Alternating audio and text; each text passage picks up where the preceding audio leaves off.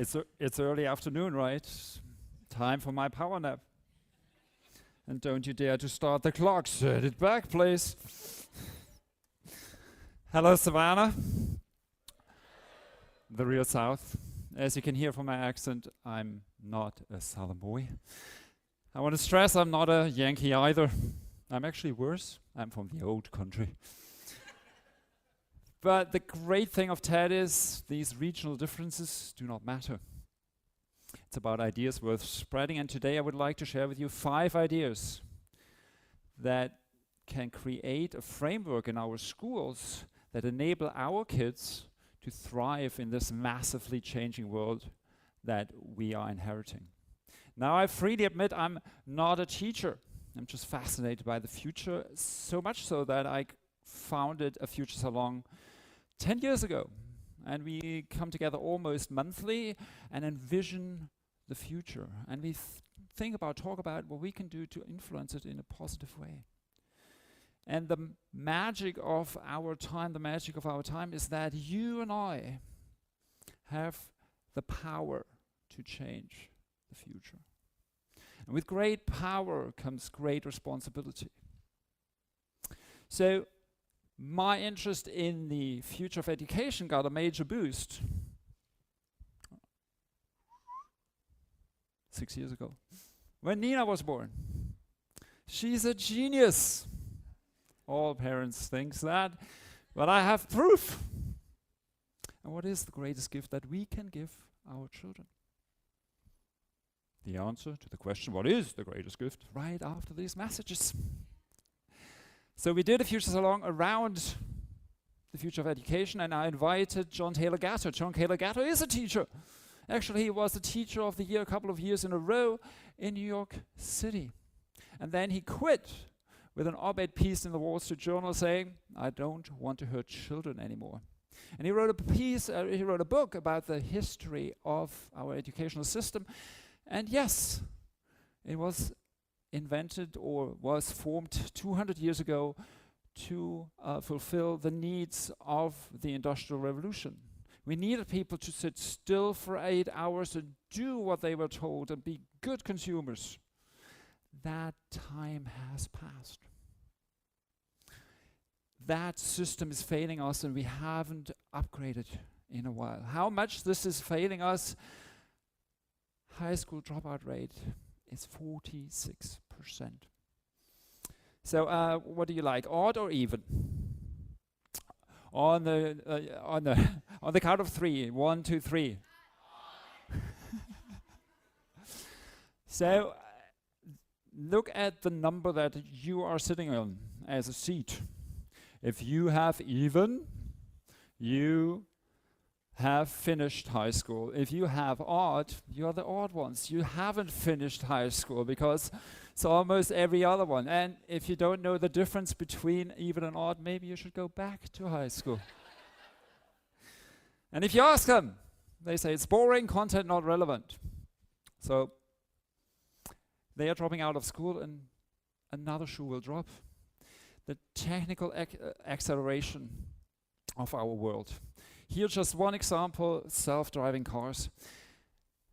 I just came back from Orlando 4 hours, and I would love to have taken my eyes off the bumper of the car in front of me. And actually, it's here. Nevada just allowed 2 weeks ago for the first self-driving cars to be on the road. You can go to the DMV and more or less for study to do that. And this is Google self-driving car, 200,000 miles without any problems. So this is coming. But a physics teacher of mine, cranky old physics teacher, said to me once, yeah, if you don't like technology or science, well, hopefully you can drive a car.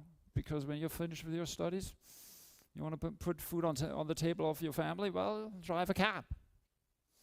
But with self-driving cars, all these jobs will be gone. All these non-creative jobs are disappearing. So what can we do? What can we do? Well, let's get rid of the notion that creativity is only for very few people. So the NASA did a test about who they wanted to know, and I think they are the forefront. Which of our scientists and Engineers are the most creative. So they did an 8-question test, for example, with a paperclip. What can we do with a paperclip? And we mortals come up with like 20 ideas. Geniuses come up with 200 ideas what you can do with a paperclip. So they tested their scientists and engineers, and then they said, how about we test our kids? And this is what came out. Year 3 to 5, our kindergarten kids, 98% of them are out-of-the-box thinkers. So all of our kids are geniuses. So when you talk to your neighbor's kids, you can say with a little bit more confidence, "Hey, genius, get off my lawn." But then something is happening. And I don't think it's all education. I think it is something called stereotyping. Here's an example. Kid, draw a bird.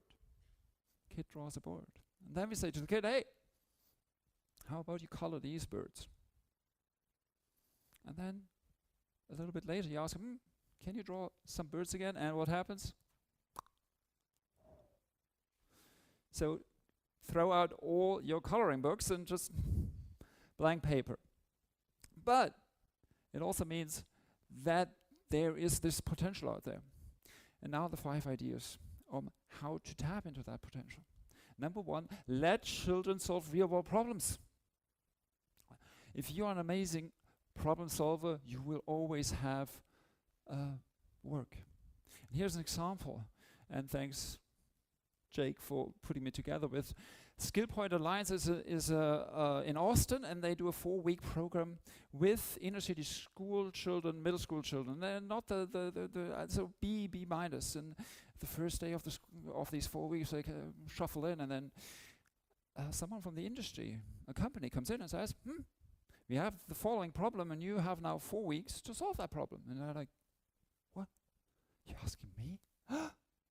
They have never been asked to solve a problem. And they get really energized to solve that problem. And then at the end of the 4 weeks, they present and they come in and have a suit and tie on, and they are really excited to share the solution with everybody and high five and, "Yeah, this is cool." And so why don't we do that all the time? Idea number 2. And that's my favorite idea. That's 98% of these geniuses, they know interesting problems they want to solve, and I can't wait to find out what they want to solve and then how they solve it. So the first 2 weeks in the school, they come up with ideas, and then they interact and come to the one idea that they want to spend the rest of the year on. And that's a great skill to have. Number 1, come up with idea. Number 2, to convince your fellow students that this is the thing that they want to work on for the rest of the year. Idea number 3. We are living in a network world. Let's fully embrace it, fully use it. Wikipedia style. So on day 1, when they are coming up with their ideas, let's put it out there for the world to see. And then they decide which one to take. Then they put down, this is our problem, this is why we selected the problem, and this is what we think the solution would look like. And then every week, let's put down what happens. Budget, project, this and that. And the great thing is, at the end of the year, you can look back. Oh, wow, yeah, here we've spent 4 weeks on that. Next year, we do so much better. Idea number 4. Let's do a public handover. Let's do a presentation. Great skill to have, that you can share your ideas, that you can absolutely, in front of everybody, fellow students, faculty, parents, and the ones that benefit from that solution. Idea number 5. How can we bring that to our schools this fall? Let's take a page from Google. Every employee is allowed to take 20% of the time for a project of their choosing, and great things come out of it. Gmail, Google News, as an example. And let's do the same in our schools. Fridays is, thank God, it's Project Friday Day. And the teacher and the students know then here they can really focus on that, and the rest is filled with the regular curriculum. So what is the greatest gift that we can give our children? Howard Thurman said, Don't ask what the world needs. Ask what makes you come alive, because what the world needs is for you to be alive. I'm not saying that this framework will guarantee that our children will come alive, but the chances are so much higher. Back to John Taylor Gatto. When he presented his Future Salon, he said in a side comment, 5 dedicated moms can close down every school. Well, we don't want to close down any school. We want to make these schools come alive. We want to give them a framework for our children to thrive in. So, dads, get engaged. Moms, let the dads be engaged.